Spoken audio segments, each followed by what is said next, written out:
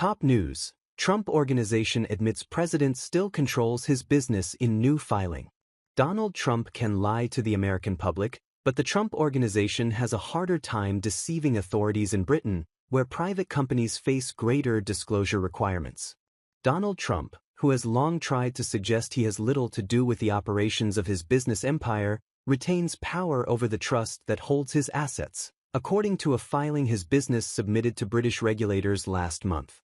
The document, titled Notice of Individual Person with Significant Control, identifies Donald John Trump, born in June 1946, as someone with influence over Golf Recreation Scotland Limited, the entity through which the president holds Trump Turnberry, a golf resort that hosted 4 British Opens before Trump purchased it in 2014.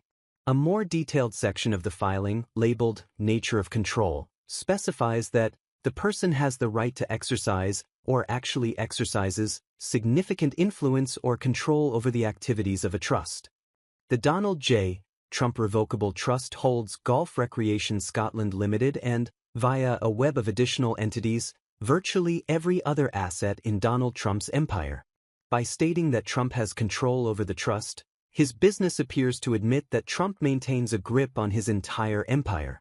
The Nature of Control section goes on to describe the role of the trust's designated trustee or trustees. During Trump's first term, his son Don Jr. and executive Alan Weisselberg, with Eric Trump serving as chairman of the advisory board of the trust.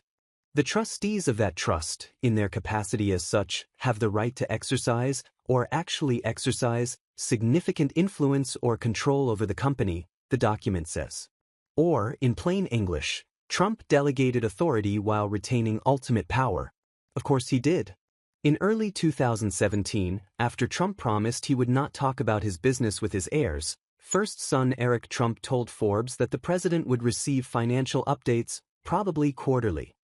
Around that time, ProPublica obtained a document suggesting that Trump could demand money from the trust at any point.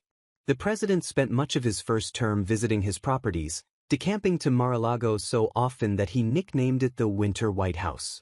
His ambassador to the United Kingdom reportedly told People Trump asked him to look into whether the British government could help direct the British Open to Turnberry. The president also tried to steer the G7 meeting of global leaders to his golf resort in Miami.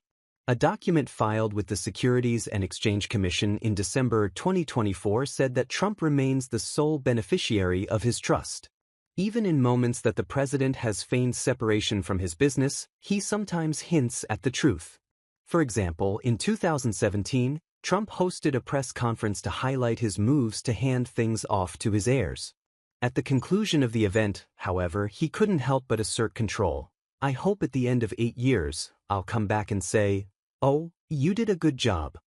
Otherwise, if they do a bad job, I'll say, you're fired." He also named an ethics lawyer during his first term, Bobby Birchfield, then replaced him with William Burke. In a social media post last month, Trump suggested his business should ditch Burke.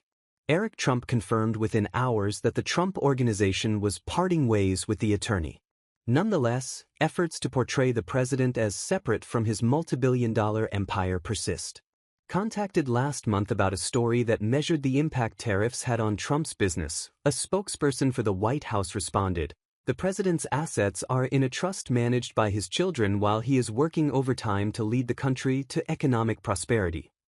White House representatives did not respond to inquiries about the new filing. A spokesperson for the Trump Organization did weigh in, however. "This was a simple administrative update," a spokesperson said. "The structure of the business has not changed."